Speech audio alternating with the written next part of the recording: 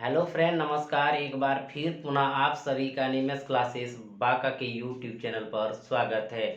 और आज हम आप सबों के बीच लेकर के आए हुए बंधु एसएससी जीडी का जो प्रीवियस ईयर का सॉल्यूशन करा रहे हैं उसका वॉल्यूम 19 होगा। हमने पिछली क्लास में बंधु पढ़े थे वॉल्यूम 18 जिसमें रैंकिंग टेस्ट पे आधारित सवाल पढ़े थे जो एसएससी जीडी में पूछा गया था। तो आज भी आपका क्लास रीजनिंग का ही रहने वाले हैं बंधु। बहुत ही अच्छा ये वॉल्यूम आपका रहेंगे। बहुत सारे सवाल हम आप सबों के बीच कराएंगे बंधु, इसलिए आप सब इस वीडियो को अंत तक जरूर देखें। और जो भाई बंधु हमसे नए नए जुड़े हैं, पहली बार जुड़े और हमारे चैनल को अभी तक सब्सक्राइब नहीं किए हैं, वो सबसे पहले सब्सक्राइब कर दीजिए। और जितने भी भाई बंधु हैं सभी लाइक और शेयर बंधु जरूर करें। तो देखते हैं आज का जो हमारा पहला सवाल है वो किस प्रकार से रहने वाले हैं बंधु, वो आप सब ध्यान दीजिए। तो चलिए मित्र बंधु, अगला सवाल जो रीजनिंग में हो वेन डायग्राम से और पूछा गया प्रश्न है बंधु। और इस प्रकार के प्रश्न जब आपके एग्जाम में आ जाते हैं तो आप इसको किस प्रकार से बनाएंगे, किस प्रकार से समझेंगे बंधु, ध्यान दीजिएगा। सवाल कहता है निम्नलिखित आरेख का अध्ययन करें, यानी जो ये आरेख है इसका अध्ययन करें और उस क्षेत्र की पहचान करें जो उन लड़कियों का प्रतिनिधित्व करता है जो सेवारत तो है किंतु अविवाहित है। तो बंधु हमारे पास जो वेना डायग्राम है वो एक सेवारत को दर्शा रहा है, दूसरा लड़कियां का दर्शा रहा है और तीसरा विवाहित दर्शा रहा है। तो बंधु ये वेना डायग्राम को पहले हम समझते हैं तब इसका आंसर देते हैं। यानी जो लड़कियां हैं बंधु इसको सूचित कर रहा है और ये आपका 1 2 5 6 अंकों से निर्धारित है। इसके साथ साथ भी जो लड़कियां हैं वो सेवारत से भी है और वो विवाहित लड़कियां भी इसमें शामिल है। तो बंधु फिर ये सेवारत है तो उसमें भी देखिए इतना आपका शामिल है और जो देखे विवाहित है वो भी इतना शामिल है। क्लियर है बंधु। अब हमारे जो प्रश्न में कह रहा है वो क्या कहता है कि उस क्षेत्र की पहचान करें, उस क्षेत्र को इसमें चुनना है जो उन लड़कियों का प्रतिनिधित्व करता है। सबसे पहले बंधु देखिए भाषा लड़कियों का प्रतिनिधित्व करता है, तो लड़की का प्रतिनिधित्व कौन करता है, इतना क्षेत्र को करता है बंधु। अब समझ लीजिए कि जो भी आंसर होगा इतने सा में होगा। कहता है जो लड़कियों का प्रतिनिधित्व करता है, लड़कियों का प्रतिनिधित्व 1 2 5 और 6 कर रहा है, बाकी तो कर नहीं रहा है, यानी ये सब अब आंसर होने का कोई चांस ही नहीं है। क्लियर है। आगे चल के कहता है जो सेवारत तो है, यानी सेवारत से संबंधित होना चाहिए, सेवारत में भी उसका भूमिका होना चाहिए। तो बंधु देखिएगा सेवारत में कितने आते हैं, इतने आते हैं। हमने बता चुके हैं कि लड़कियां जो है इतना है और सेवारत में इतना आते हैं, तो ये लड़कियां तो आएंगे नहीं। तो हमारा आंसर अभी तत्काल बंधु सेवारत में कौन कौन आएंगे, 2 और 5 आएंगे, यानी 1 भी छट गया और 6 भी छट गया। क्लियर है बंधु। अब देखिएगा किंतु अविवाहित है, यानी ये विवाहित नहीं होना चाहिए। विवाहित देख रहे बंधु यहाँ से यहाँ दर्शा रहा है, तो अविवाहित आपका सिर्फ क्या बचा, 2। अब देखिए 2 हमारा वो आंसर है जो लड़कियां को तो निरूपित करता ही करता है, उनके साथ सेवारत में भी शामिल हो जाता है। और विवाहित कहते हैं नहीं है, अविवाहित है। तो अविवाहित कौन है, 2। इतना तो इधर बंधु विवाहित है, इसका मतलब 2 ही बचा जो लड़कियां हैं और सेवारत से भी संबंधित है और अविवाहित भी। तो हमारा आंसर क्या हो जाएंगे, 2 हो जाएंगे, जो ऑप्शन नंबर क्या है, दूसरा है। क्लियर है बंधु। एक बार फिर पुनः ध्यान दे सकते हैं, लड़कियां जो प्रतिनिधित्व करता बंधु इतना है, यानी 2 5 1 6 में भी तत्काल आंसर हो सकता है। वो सेवारत भी होना चाहिए, तो इसका मतलब लड़कियां बंधु 2 ही 5 बचा जो कि सेवारत है। कहता है कि अविवाहित होना चाहिए, तो विवाहित को छांट दीजिए तो सिर्फ 2 बचा कि नहीं बचा। और आपका ऑप्शन कितने नंबर पे है, दूसरे नंबर पे है। क्लियर हो गया हमारे मित्र बंधु। तो चलते हैं अगले प्रश्न की ओर। तो चलिए मित्र बंधु जो अगला प्रश्न है कोडिंग और डिकोडिंग से रिलेटेड है और इसको कैसे आप बनाएंगे ध्यान दीजिएगा। सवाल कहता है बंधु यदि किसी सांकेतिक भाषा में 256 का अर्थ यू आर गुड, 637 का अर्थ वी आर वेड और 358 का अर्थ गुड एंड बेड हो, तो उसी भाषा में एंड के लिए कौन सी संख्या प्रयुक्त की गई है। तो बहुत ही सुंदर प्रश्न है बंधु और ये कोडिंग डिकोडिंग का प्रश्न है। तो आप कैसे बनाएंगे ध्यान देना है। 256 का जो अर्थ दिया हुआ बंधु यू आर गुड, ध्यान देना, एक बार लिख लेते हैं बंधु। 637 का जो अर्थ दिया हुआ है ये है वी आर बैड। और आपका जो 358 का जो अर्थ दिया हुआ है good and bed, good and bed. तो बंधु देखिएगा ये प्रश्न क्या कह रहा है, इसका तर्क क्या है, पहले तर्क को समझिएगा तभी जाके सवाल को बनाइएगा। यानी 256 का अर्थ का मतलब है यू आर गुड, और इसका अर्थ है कि दो का यू भी हो सकता, आर भी हो सकता है, गुड भी हो सकता है। यानी ये तीनों का ये तीनों है। दो का क्या है अभी तत्काल नहीं पता, लेकिन तीनों में से कोई एक है। दो का इनका अर्थ यही हुआ।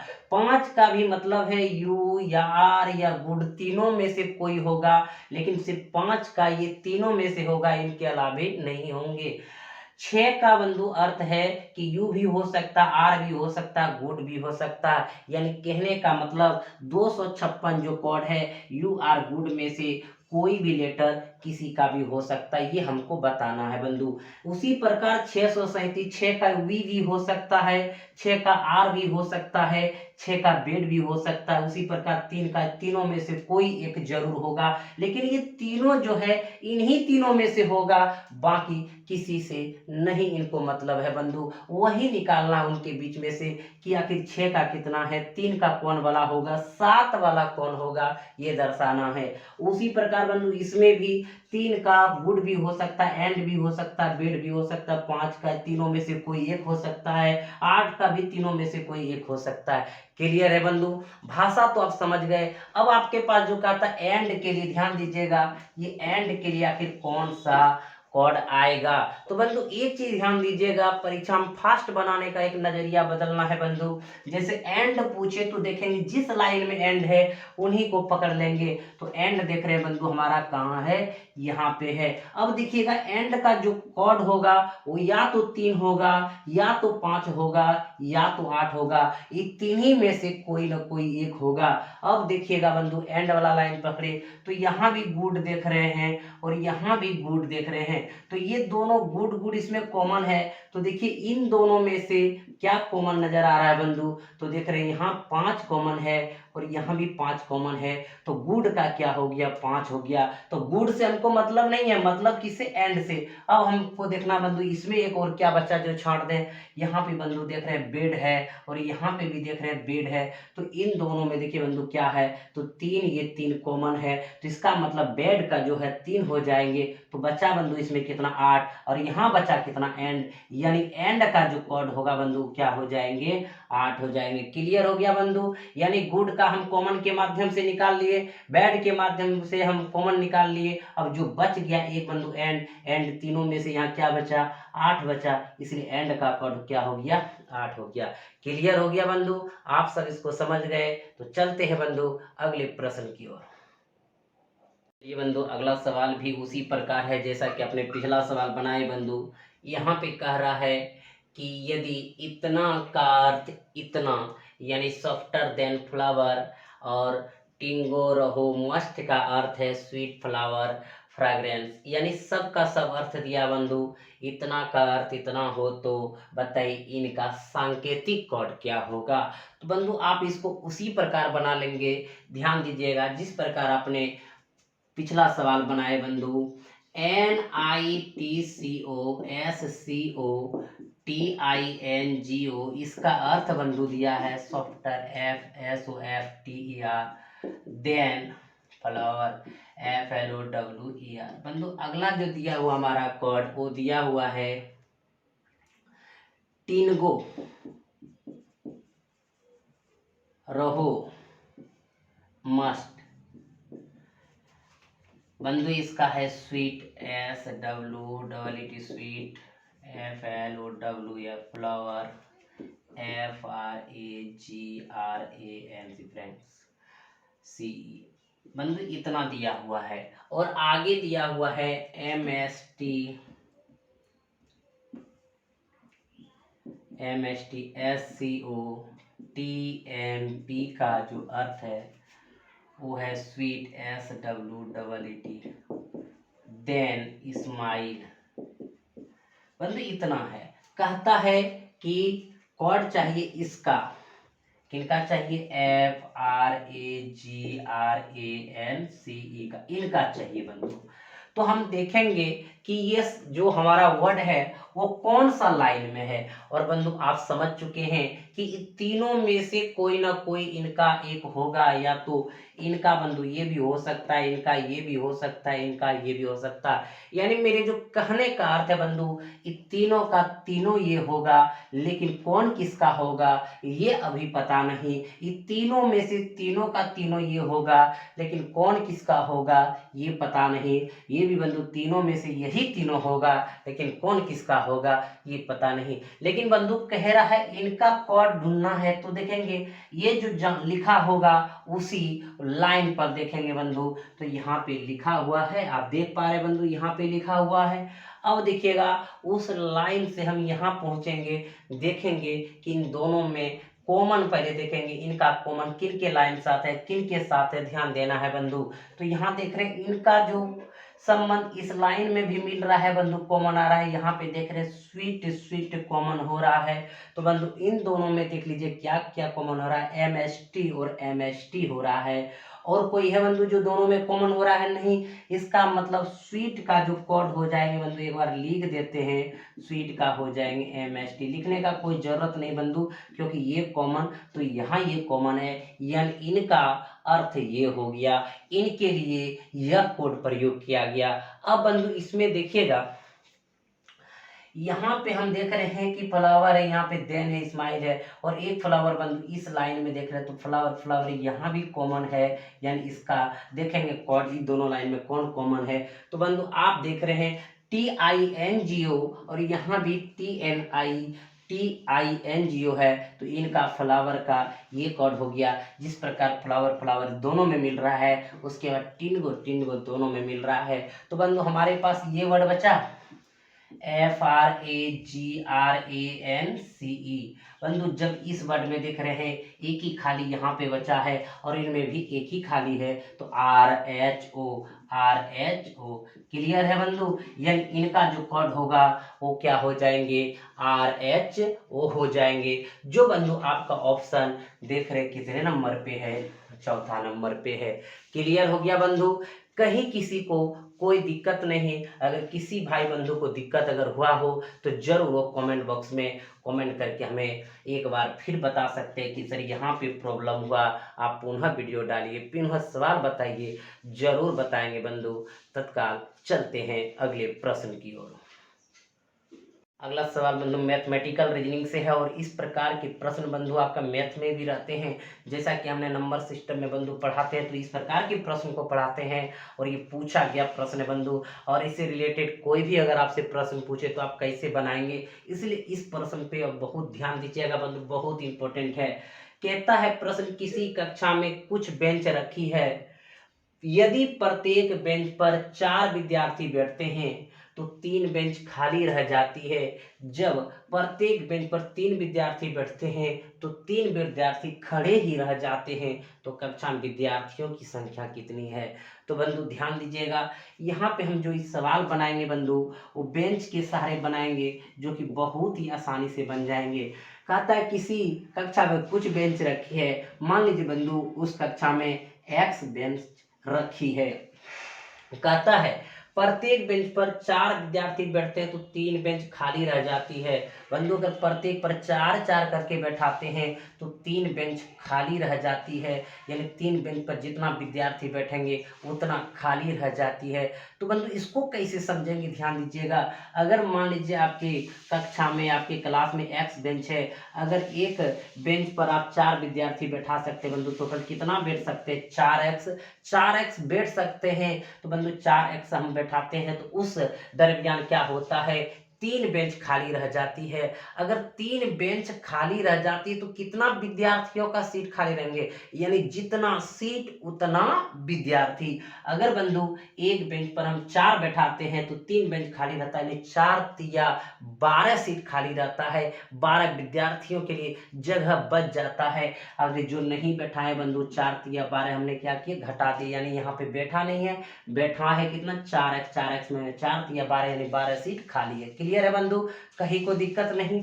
अब देखिएगा, अगला जब भाषा कहता बंधु, एक प्रकार तो इधर से हम बैठा चुके हैं। अगला भाषा कह रहा है कि जब प्रत्येक बेंच पर 3 विद्यार्थी बैठते हैं, अगर बंधु प्रत्येक बेंच पर 3 विद्यार्थी बैठते हैं, अगर बेंच की संख्या हम कितना माने x, अगर प्रत्येक पर 3 बैठेंगे, टोटल कितना बैठेंगे बंधु 3x बैठेंगे।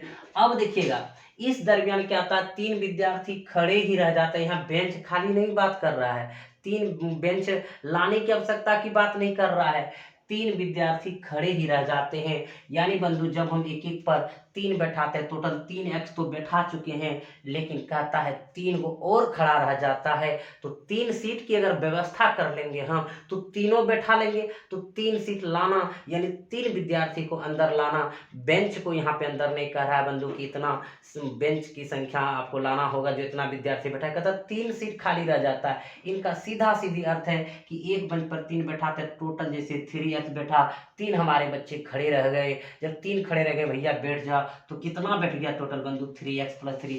जितना इस कक्षा में इधर बैठा है तो वही कक्षा है बंधु इतना इधर बैठा है कि नहीं, दोनों बराबर होगा कि नहीं होगा, बिल्कुल होगा। अब इनको हल कर लीजिए, 4x - 12 बराबर 3x + 3, x को एक तरफ, उधर 12 3 कितना हो जाएंगे बंधु 15। यानी उस कक्षा में अगर बेंच की संख्या पूछता तो कितना बताते बंधु 15 बताते, लेकिन ये पूछा नहीं है, पूछा है विद्यार्थी की संख्या। तो बंधु या तो विद्यार्थी की संख्या आप यहाँ से निकाल लीजिए, या तो विद्यार्थी की संख्या आप यहाँ से निकाल लीजिए। तो बंधु यहाँ से निकालेंगे तो देखिएगा 15 तिया 45 और +3 कितना हो गया 48 हो गया। और यहाँ से निकालेंगे बंधु 15 चौकी 60 में अगर 12 घटा देंगे तो क्या हो जाएंगे 48 हो जाएंगे। क्लियर हो गया बंधु, समझ गए। और देख रहे हैं आपका ऑप्शन कितने नंबर पे है, दूसरा नंबर पे है। एक बार फिर बंधु समझिएगा, हम फिर से समझाना चाहेंगे। मान लीजिए कि आपके स्कूल में आपके कक्षा में x बेंच है, अगर एक पर 4 बैठाएंगे तो टोटल कितना बैठ सकते हैं बंधु 4x बैठ सकते हैं। इस दरमियान कह देता है कि 3 बेंच हमारा खाली रह गया, यानी 3 बेंच का हमारा जगह बच गया। अगर 3 बेंच का जगह बच गया तो कितना स्टूडेंट का जगह बच गया, क्योंकि बंधु एक पर बैठाते 4 4 तिया 12, यानी 12 तो हम नहीं बैठाए हैं, यानी 4x में से 12 घटा दिए बंधु। तो इतने विद्यार्थी को हम बैठाए हैं। एक तरीका है इधर से बैठाने का कि एक पर 3 बैठाते तो टोटल 3x बैठेगा, कहता 3 को खड़े रह जाते भैया 3 को बैठा देंगे तो पूरा का पूरा उसी कक्षा में इस ढंग से भी तो बंधु बैठ जाएंगे। दोनों वही कक्षा है तो जितना इधर बैठेंगे बंधु उतना ही इधर बैठेंगे। हल करने बाद जो x का मान आएगा वो बेंच आएगा, क्योंकि बेंच की संख्या हम x माने हैं। तो इधर से निकालेंगे 48 विद्यार्थी, इधर से भी निकालेंगे 48 विद्यार्थी। क्लियर है बंधु। एक इसमें हम छोटा सा कॉन्सेप्ट और ट्रिक देंगे बंधु, अगर आपको याद रह गया एग्जाम में सबसे फास्ट बन जाएंगे, नहीं तो ये विधि से आप आसानी से बना सकते हैं। बंधु कहता है यदि प्रत्येक बेंच पर 4 विद्यार्थी बैठाते, तो देखिए 4 बैठाते तो कहता 3 बेंच खाली रह जाता है बंधु, ध्यान दीजिएगा 3 बेंच खाली रह जाता, यानी जो खाली होता है उसको माइनस से सूचित करते हैं बंधु। जब प्रत्येक बेंच पर 3 विद्यार्थी बैठाते कहता है बंधु क्या 3 विद्यार्थी खड़े ही रह जाते हैं, यानी खड़ा रह जाता है, उसको बैठाना होगा, यानी उसके लिए बेंच की आवश्यकता पड़ता है बंधु। तो उनके लिए प्लस लगाते हैं, तो प्लस कितना 3 विद्यार्थी यानी सीट है बंधु, और यहाँ क्या है बेंच है। तो सबसे पहले जो सीट में है तो उसको कन्वर्ट नहीं करना है, बेंच वाले को कन्वर्ट कर देना है बंधु। तो देखिएगा अगर मान लीजिए कि 3 बेंच खाली रह जाता है तो कितना सीट खाली रहेंगे 4 तिया 12, और यहाँ 3 सीट है बंधु। अगर एक खाली रहने की बात है, एक लाने की बात है, तो दोनों ऐड होता है, माइनस प्लस मेरे तो ऐड होता है 12 3 कितना 15, यानी जो यहाँ बंधु 15 आएगा, तो ये दोनों में से अंतर जो होगा उनसे भाग दे देते, तो कितना आ गया बंधु 15 आ गया। तो आप समझ गए बंधु हमारा कितना सीट हो गया, यानी सॉरी सीट कहते हैं, कितना बेंच हो गया बंधु 15 बेंच हो गया। अब देखिएगा जब अगर 15 बेंच हो गया तो विद्यार्थियों की संख्या कितना, तो जितना सीट उतना विद्यार्थी। तो बंधु देखिएगा 15 तिया 45, अब 45 3 कितना 48, यानी 3 को खड़ा रहता 3 को बैठा दिए, इसका मतलब 48 सीट है, तो 48 विद्यार्थी उस कक्षा में। या तो बंधु यहाँ से निकालेंगे 15 चौकी 60, देखिएगा 15 चौकी 60, 60 में से 12 बंधु हटा देंगे घटा देंगे तब न उतना बैठेंगे, तो 60 में 12 जाएंगे बंधु कितना हो जाएंगे 48 हो जाएंगे। तो आप इधर से भी बना सकते हैं, इधर से भी बना सकते हैं बंधु, कहीं कोई दिक्कत नहीं होगा। और इस प्रकार के प्रश्न आपके लिए बहुत ही इंपॉर्टेंट है, इसलिए इसको ध्यान से बंधु एक बार जरूर आप रिवीजन इसका कर लीजिएगा। तो चलते हैं बंधु अगले प्रश्न की ओर। चलिए बंधु, अगला जो प्रश्न है वो बिना डायग्राम से है बंधु। आप उसको किस प्रकार समझते हैं और बनाते हैं, ध्यान दीजिएगा। सवाल कहता है मित्र बंधु, निम्न आरेख का ध्यान पूर्वक अध्ययन कीजिए और इसके नीचे दिए गए प्रश्नों के उत्तर दीजिए। आयत प्रबंधकों को दर्शाता है, त्रिकोण स्त्रियों को दर्शाता है तथा वृत्त गायकों को दर्शाता है। संख्याएं उस क्षेत्र के अनुपातिक व्यक्तियों को दर्शाती है जिनमें वे स्थित हैं। तो बंधु, इस डायग्राम का अर्थ है कि हमारा तीन तीन आपका चित्र इसमें नजर आ रहा है। सबसे पहले कह रहा है कि इसका अध्ययन करिए और आयत जो प्रबंधक को दर्शाता है बंधु, ये आयत है तो ये आपका जो दर्शाता है प्रबंधक का दर्शाता है। क्या दर्शाता है बंधु? प्रबंधक को दर्शाता है, इस क्षेत्र को, आयत को। आगे कहते त्रिकोण स्त्रियों को दर्शाता है बंधु, ये जो त्रिकोण है स्त्रियों को दर्शाता है इसमें। और कहता है बंधु वृत्त जो है गायक को दर्शाता है, ये जो वृत्त है आपका क्या बंधु? गायक को दर्शा रहा है। अब ध्यान दीजिएगा बंधु, ये तीनों क्षेत्र को दर्शा रहा और कहता है कि संख्याएं उस क्षेत्र के आनुपातिक व्यक्तियों को दर्शाती है। यानी ये भाषा क्या, इसको समझिएगा। यानी जो क्षेत्र दर्शाया गया वो आनुपातिक संख्या से दर्शाया गया है कि स्त्रियों में 7, 16, 4 और 9 है, गायक में 15, 7, 12 और 4 है। अगर प्रबंधक की बात करें 12, 4, 9 और 35 है। लेकिन बहुत सारे इसमें ऐसे हैं बंधु कि 2-2 का है, 3-3 का है, अब कोई अकेला है। कहीं कोई दिक्कत नहीं बंधु इस भाषा को समझने में। ये जो भाषा कह रहा था उसको हमने आपको बता दिया, लेकिन अब प्रश्न जो कहता है बंधु उसके अनुसार चलेंगे। वो क्या कह रहा है उसके अनुसार सोचना होगा बंधु। ध्यान दीजिएगा, कहता है कितने व्यक्ति गायक अवश्य है, यानी कितने व्यक्ति गायक अवश्य हैं। तो बंधु गायक आप देख रहे हैं कि ये वृत्त को दर्शाता है और ये बंधु अवश्य ये गायक है। दूसरा है इसके पास, ये स्त्री भी दर्शा सकते हैं, ये आपका प्रबंधक दर्शा सकते हैं, लेकिन गायक बंधु अवश्य है। तो गायक में इतने सारे आएंगे कि नहीं आएंगे? तो बंधु अब देखिएगा कितने हैं, तो 15 और 12 27, 27 और 7 34, 34 4 कितना बंधु? 38। यानी ये टोटल जो गायक अवश्य है वो संख्या कितना बंधु? 38 है। यानी 15 + 12 + 7 + 4 बराबर 38। यानी कह सकते हैं कि 38 व्यक्ति गायक हमारा क्या है? अवश्य है। तो हमारा आंसर हो जाएंगे 38 बंधु। कितने नंबर ऑप्शन पे? चौथा नंबर पे। क्लियर हो गया बंधु, कहीं कोई दिक्कत नहीं। गायक अवश्य का मतलब है कि गायक जरूर है, तो 15 भी है, 7 भी है, 12 भी, 4 भी है। स्त्री है मानते हैं, स्त्री है मानते हैं प्रबंधक, लेकिन गायक तो अवश्य है वो, इसलिए गायक को हमने चुन लिया। आगे देखिए बंधु कहता है कितनी स्त्रियां प्रबंधक तथा गायक दोनों है। देखिएगा कितनी स्त्रियां, सबसे पहले स्त्री पे नजर दौड़ाएं बंधु, तो ये वाला ढांचा आपका, ये वेना डायग्राम आपको देख रहे हैं कि यही वेना डायग्राम वाला आंसर होगा। 7, 16, 9, 4 अभी तत्काल। लेकिन कहते हैं बंधु कितनी स्त्रियां प्रबंधक तथा गायक दोनों है। प्रबंधक, तो प्रबंधक बंधु यहाँ से यहाँ, देखिए यहाँ से यहाँ आपका प्रबंधक है। अब देखिए स्त्री आपका यहाँ से यहाँ बंधु है और इसमें प्रबंधक बंधु इतना है। तो अभी देख रहे हैं बंधु के 4 और 9 आ रहा है, अभी तत्काल 4 और 9 है। आगे पढ़ते गायक है, यानी कि प्रबंधक भी होना चाहिए, गायक दोनों होना चाहिए। तो बंधु गायक होगा तो गायक यहाँ आएगा, इसमें 9 तो शामिल नहीं होगा ना बंधु, 9 तो हमारा बाहर निकल जाएंगे। यानी कि 4 एक ऐसी संख्या को दर्शा रहा है जो सबसे पहले बंधु देखिएगा स्त्री को यहाँ दर्शाता है, गायक को भी दर्शाता है और प्रबंधक को भी दर्शाता। तो वो संख्या क्या बंधु? 4 है, यानी दोनों है। स्त्री में ये 4 जो है प्रबंधक भी है और गायक भी है, इसलिए आंसर कितना नंबर हो जाएंगे बंधु? दूसरा नंबर हो जाएंगे। क्लियर हो गया? आप सब इनको समझ गए? तो बंधु चलते हैं, अगला प्रश्न क्या कहता है, ध्यान दीजिएगा। अगला प्रश्न बंधु कहता है कितने प्रबंधक? 9 तो स्त्रियां हैं, 9 ही गायक है। कितने प्रबंधक ऐसे हैं? 9 तो स्त्री है, 9 ही गायक है। यानी स्त्री नहीं होना चाहिए तो बंधु ये आंसर नहीं होगा। कहता 9 ही गायक होना चाहिए तो ये भी नहीं होगा, तो सिर्फ प्रबंधक होगा। तो प्रबंधक कितना होगा बंधु? 35। तो हमारा तीसरा नंबर ऑप्शन क्या हो गया? 35 हो गया। क्लियर हो गया बंधु? आप सब इनको समझ गए? तो अगला प्रश्न जो है देखिए क्या है, कितने गायक? 9 तो स्त्रियां हैं, 9 ही प्रबंधक है। कितने गायक ऐसे हैं जो कि स्त्री नहीं है, यानी कि 7 4 छट चुका है। कहता प्रबंधक नहीं है तो ये भी 12 छट चुका है, तो बचा सिर्फ मात्र कितना बंधु? 15। तो आपका ऑप्शन नंबर पहला में है 15। क्लियर हो गया बंधु? आप सब समझ गए? किसी प्रकार से कोई दिक्कत नहीं हुआ? तो चलते हैं बंधु अगले प्रश्न की ओर। चलिए मित्र बंधु, अगला जो प्रश्न है वो कंडीशनल नंबर और लेटर से है बंधु, और ये प्रश्न भी आपके एग्जाम में पूछा गया बंधु, और इस प्रकार के प्रश्न पूछे जाते हैं और ये बहुत ही आसान है बंधु। लेकिन हमने प्रीवियस ईयर का सारे सॉल्यूशन करा रहे हैं, तो एक बार जो भाई बंधु इससे परिचय नहीं है वो परिचय जरूर प्राप्त कर ले बंधु, तब जा करके देखिएगा आपके एग्जाम में एक भी सवाल नहीं छूटेंगे। ध्यान दीजिएगा सवाल क्या कहता है।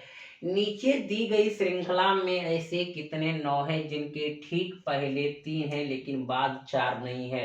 तो बंधु ये बनाने का भी अपना अपना तरीका होता है, देखिएगा कैसे आप इसको सबसे फास्ट बना देंगे। ध्यान दीजिएगा बंधु, भाषा क्या कहता है कि ऐसे कितने नौ है, देखिए ऐसे कितने नौ है जिनके ठीक पहले 3, इनके इधर वाला बंधु जिधर आपका लेफ्ट होता है वो ठीक पहले होता है, जो उधर उसका राइट होता है ठीक बाद होता है, सबको पता है बंधु।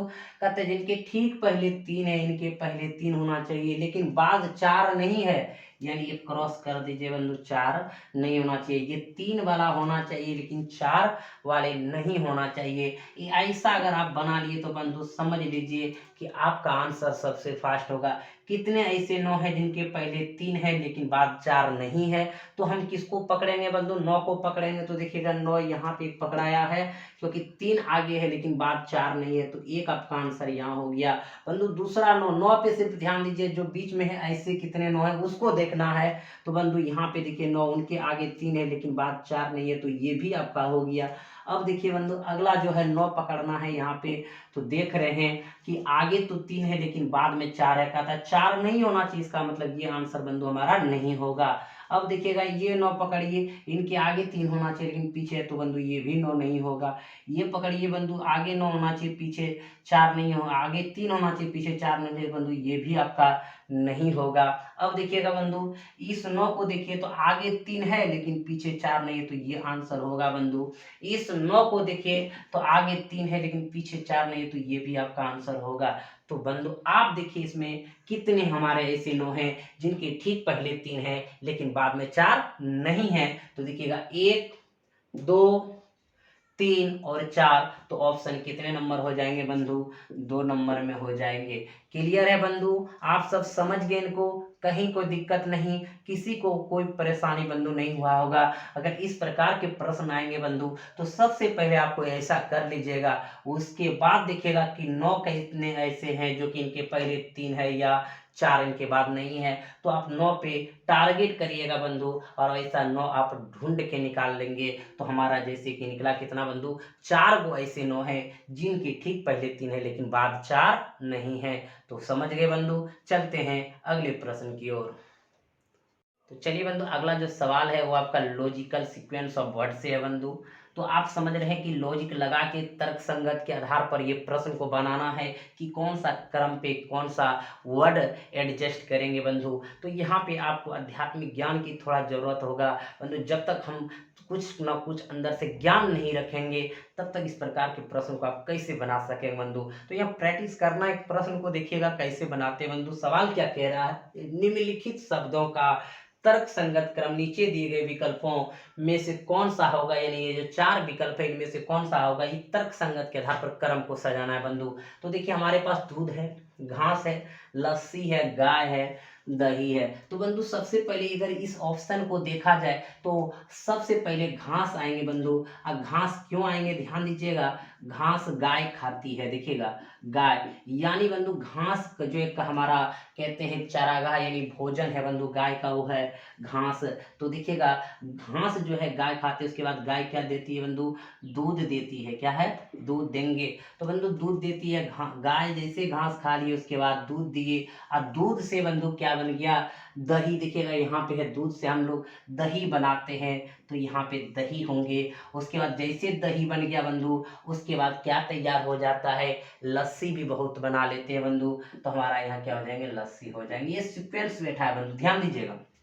घास गाय खाती है, उसके बाद गाय दूध देती है, दूध से दही बनता है और दही से बंधु लस्सी बन जाता है। तो हमारा आंसर हो जाएंगे घास, गाय, दूध, दही, लस्सी। ऐसा मत कहिएगा बंधु कि सबसे पहले सर गाय से हम दूध ले लेंगे उसके बाद घास खिला देंगे, ऐसा नहीं बंधु। इसमें कुछ न कुछ आपको आध्यात्मिक ज्ञान लगाना होगा।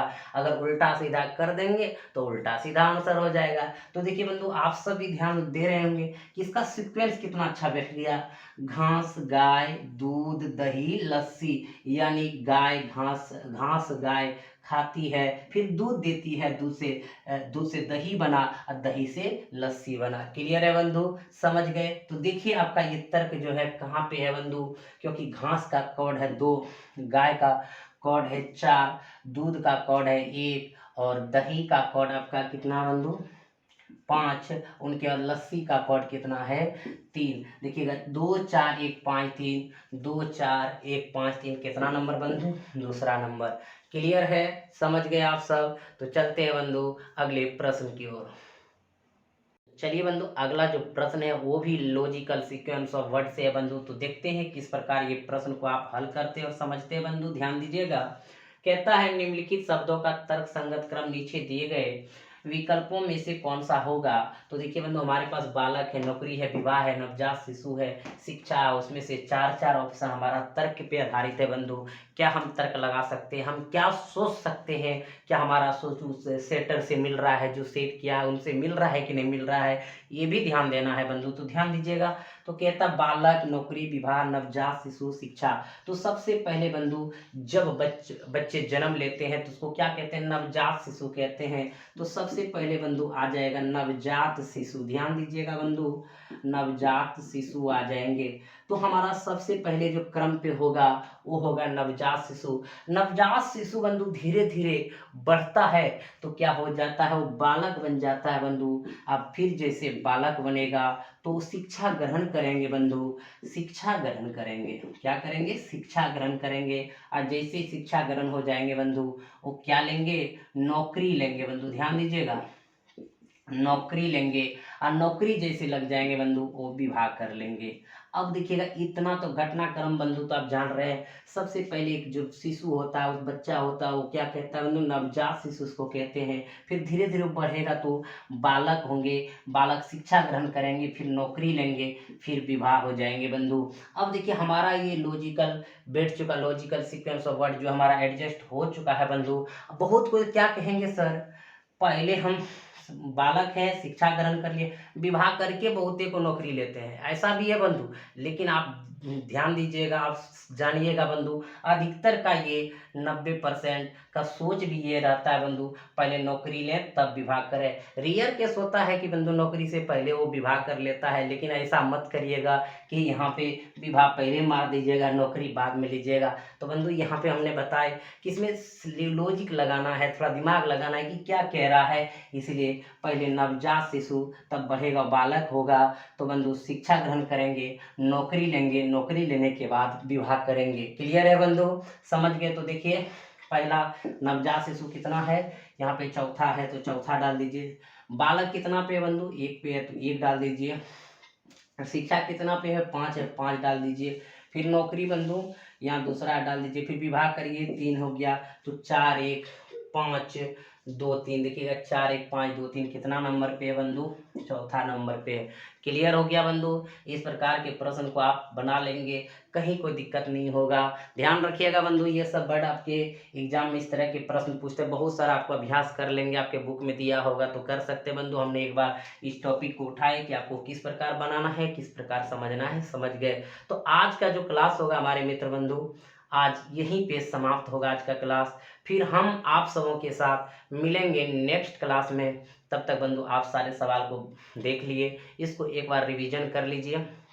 और जो भाई बंधु अभी तक लाइक नहीं किए हैं तो ज़रूर लाइक कर दिए। लाइक करने में बहुत तकलीफ होता है बंधु, क्योंकि एक दूसरे को कोई जल्दी लाइक नहीं करता है। ये लाइक सबसे बड़ा भारी चीज़ है बंधु, जो थंबल थी क्या रहते हैं, अंगूठा रहते हैं ना, उसको दबाना बहुत तकलीफ होता है। अगर आप दबा दिए बंधु तो समझिए दिल का सब मल साफ हो जाएगा, एकदम आपका दिल साफ सुथरा हो जाएगा। अगर आप नहीं दबाए वीडियो देख करके तो समझिए कुछ न कुछ बंधु अंदर में रह गया, इसीलिए उसको दबा ही दीजिए। सब कोई नहीं दबाता बंधु, दबाने के लिए ताकत चाहिए, इसलिए उसको दबाइए। दबाना एक कला है, इसलिए उस लाइक को दबाइए। और आपका छोटा भाई आपके लिए बहुत सारा इसी तरह सवाल लेते आएंगे, बहुत अच्छा अच्छा कॉन्सेप्ट क्लियर करेंगे बंधु। अभी बहुत सारा रीजनिंग बचा है, रीजनिंग अभी क्या हुआ है देखिएगा, हम कैलेंडर पढ़ाएंगे आपको, आपको जो है बंधु घड़ी पढ़ाएंगे, आपको साइकोलॉजी में पढ़ाएंगे, बहुत सारा आपका पजल पढ़ाएंगे, बहुत सारा भी चैप्टर है, सेटिंग अरेंजमेंट चैप्टर है, बहुत सारे चैप्टर आपको बताएंगे बंधु। जैसे जैसे पूछा जा रहा है, जैसे जैसे सवाल हमारा क्वेश्चन बैंक में आ रहा है, वैसे हम कराते जा रहे हैं बंधु। इसीलिए इसमें कोई टेंशन नहीं है। आप एक नोटबुक बनाइए, आप जिस चैप्टर को, हम देखिए चैप्टर का भी नाम बताते हैं, जैसे ये बोल लॉजिकल सीक्वेंस ऑफ वर्ड बता दिए बंधु। तो इस चैप्टर को ढूंढिए किताब में, अगर आप मेहनत कर रहे हैं तो ढूंढिए और ढूंढ के वहाँ बनाइए सवाल को, देखिए कितना मजा आएगा। सिर्फ हमारे बनाने से नहीं होगा, हम बता दें, हम बना दें, आप नहीं बनाओ तो ऐसा संभव नहीं है कि कोई भी रिजल्ट आप फेस कर सकोगे, ऐसा संभव है ही नहीं बन। इसलिए आप मेहनत कीजिए, हम आपके साथ मेहनत कर रहे हैं। और घर में अभी आप रह रहे हैं, सुरक्षित है, घर से बाहर जाना नहीं है, तो इसका मजा लीजिए बंधु। और आप एक बार में अब की बार एसएससी जीडी क्लियर करिए। कहते हैं ना बंधु, कोई काम नहीं देगा जब तक आपके पास जॉब नहीं होगा। नहीं तो देखते हैं जैसे कोरोना काल चल रहा है, अभी क्या स्थिति होगा बाद में ये भी पता नहीं है बंधु। तो आप जल्द से जल्द कहीं ना कहीं एडजस्ट होने का कोशिश कीजिए। और आप एडजस्ट कैसे होंगे ये आपके पास है बंधु, मेरे पास नहीं। हमारा काम है पढ़ा देना, हमारा काम है बता देना, आप इस पर कितना मेहनत करते हैं। अगर मान लीजिए कि हम यहाँ बता दिए लॉजिकल सीक्वेंस ऑफ वर्ड, इससे पहले भी चैप्टर का नाम बताए, अगर इस चैप्टर को आप देख लेंगे तो फिर कभी मेहनत करने का जरूरत नहीं पड़ेगा। आप निश्चित उस चैप्टर को जैसे कहीं आगे एग्जाम में बैठा दिए, सर आंसर हो गया। आप समझिए बंधु हम क्या कहना चाह रहे हैं। इसीलिए आप मेहनत कीजिए, हम सारे का सारे मैथ रीजनिंग बताएंगे, जीके भी आपको बताएं ना, ट्रिक के माध्यम से, कॉन्सेप्ट के माध्यम से बताएंगे। अब बहुत जल्द बंधु आपके साथ बहुत सारा चीज़ शेयर करेंगे, बहुत आपके लिए फायदा होगा, क्योंकि हमारे भी छोटे भाई बहन जितने भी हैं वो आगे बढ़ सके। मेरा एक ही सपना है कि आप आगे बढ़ो, आपके साथ सब कोई बंधु आगे बढ़ेंगे। तो आज इतना ही, ज़्यादा गप तो करेंगे नहीं। तो आप सबों को एनिमेस क्लासेस बांका की तरफ से बहुत बहुत धन्यवाद। हंसते रहिए, मुस्कुराते रहिए। जय हिंद।